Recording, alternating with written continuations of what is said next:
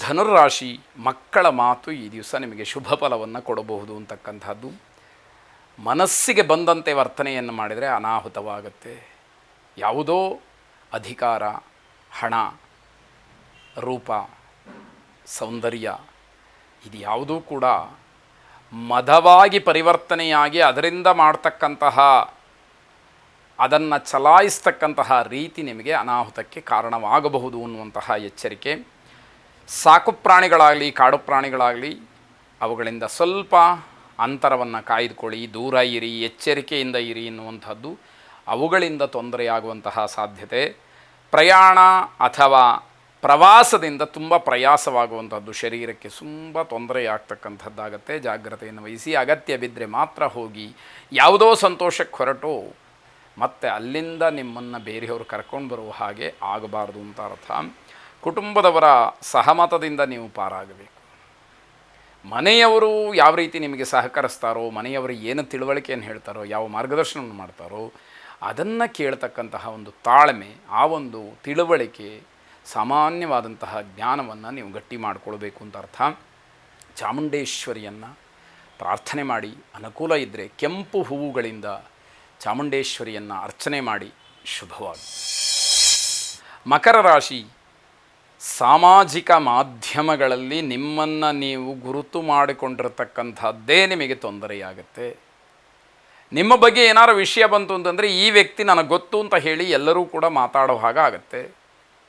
ಅದರಿಂದ ಸಾಮಾಜಿಕ ಜೀವನದಲ್ಲಿ, ಸಾರ್ವಜನಿಕ ಜೀವನದಲ್ಲಿ, ಜನರ ಮಧ್ಯದಲ್ಲಿ ನಾವು ಎಷ್ಟು ಗಮನದಿಂದ ಜೀವನವನ್ನು ನಡೆಸಬೇಕೋ ಅಷ್ಟು ನಾವು ಶಿಸ್ತುಬದ್ಧವಾಗಿ ಜೀವನವನ್ನು ನಡೆಸಿದರೆ ಮಾತ್ರ ನಮಗೆ ಗೌರವ ಅನ್ನುವಂಥದ್ದನ್ನು ಅರಿಬೇಕಾಗತ್ತೆ. ಜಾಹೀರಾತುದಾರರಿಗೆ ಹಿನ್ನಡೆ, ಕಷ್ಟ, ನಷ್ಟಗಳಾಗತ್ತೆ.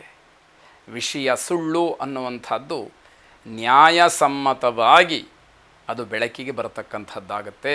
ಆಗ ಕಷ್ಟವನ್ನು ಅನುಭವಿಸಬೇಕಾಗತ್ತೆ, ಶಿಕ್ಷೆಯೂ ಆಗಬಹುದು.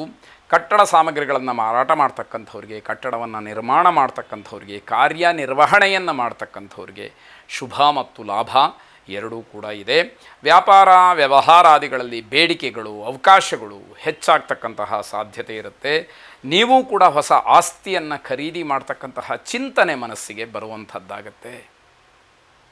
ಇವೆಲ್ಲವನ್ನು ಗಮನಿಸಿದಾಗ ಮಹಾದೇವನನ್ನು, ಈಶ್ವರನನ್ನು ಬಿಲ್ವಪತ್ರೆಯಿಂದ ಅರ್ಚನೆ ಮಾಡಿ, ಪ್ರಾರ್ಥನೆ ಮಾಡಿ, ತ್ರಿದಳಂ ತ್ರಿಗುಣಾಕಾರಂ ತ್ರಿನೇತ್ರಂಚ ತ್ರಿಯಾಯುಧಂ ತ್ರಿಜನ್ಮ ಪಾಪ ಸಂಹಾರಂ ಏಕಬಿಲ್ವಂ ಶಿವಾರ್ಪಣಂ ಎಂಬತಕ್ಕಂತಹ ಮಾತು ಬಹಳ ಪ್ರಸಿದ್ಧವಾದಂಥದ್ದು.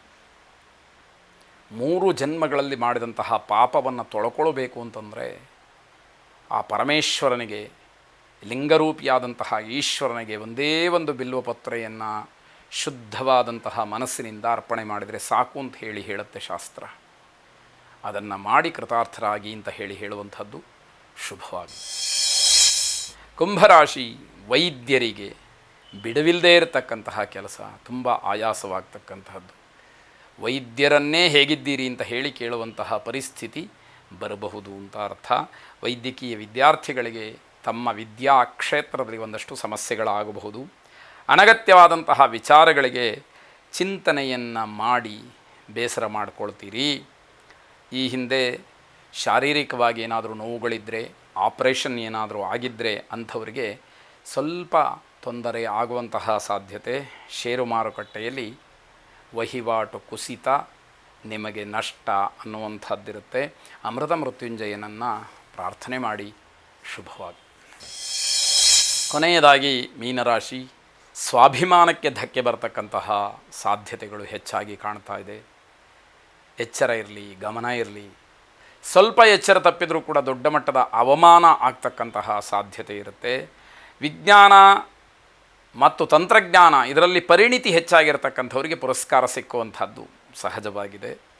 ದೀರ್ಘಕಾಲದ ರೋಗಗಳಿಂದ ಸ್ವಲ್ಪ ಮಟ್ಟಿನ ತೊಂದರೆಗೆ ಅವಕಾಶಗಳಾಗತ್ತೆ. ಬಹಳ ದಿವಸಗಳಿಂದ ಯಾವುದೋ ರೋಗದಿಂದ, ಕಾಯಿಲೆಯಿಂದ ನರಳುತ್ತಾ ಇದ್ದರೆ ತೊಂದರೆಗೆ ಅವಕಾಶವಾಗುತ್ತೆ. ಕೆಲಸದ ಒತ್ತಡದಿಂದಾಗಿ ಮನೆಯಲ್ಲಿ ಇರತಕ್ಕಂಥದ್ದು ಕಷ್ಟವಾಗೋದ್ರಿಂದ ಹೊರಗಡೆ ಹೋಗಬೇಕಾಗತ್ತೆ. ಮನೆಯಲ್ಲಿದ್ದರೆ ಸಮಸ್ಯೆ ಅನ್ನುವ ರೀತಿಯಲ್ಲಿ ಮನಸ್ಸಿಗೆ ಆಗುವಂಥದ್ದು.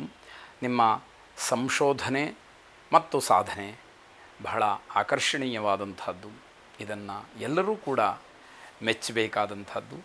ಪರಮೇಶ್ವರಿ ಗೌರಿಯನ್ನು ಪ್ರಾರ್ಥನೆ ಮಾಡಿ, ಸರ್ವಮಂಗಲ ಮಾಂಗಲ್ಯೆ ಶಿವೆ ಸರ್ವಾರ್ಥ ಸಾಧಿಕೆ ಶರಣ್ಯೇ ತ್ರ್ಯಂಬಕೆ ಗೌರಿ ನಾರಾಯಣಿ ನಮೋಸ್ತುತೆ ಎಂಬುದಾಗಿ ನಿಮ್ಮ ಪ್ರಾರ್ಥನೆ ಇರಲಿ. ಶುಭವಾಗಿ.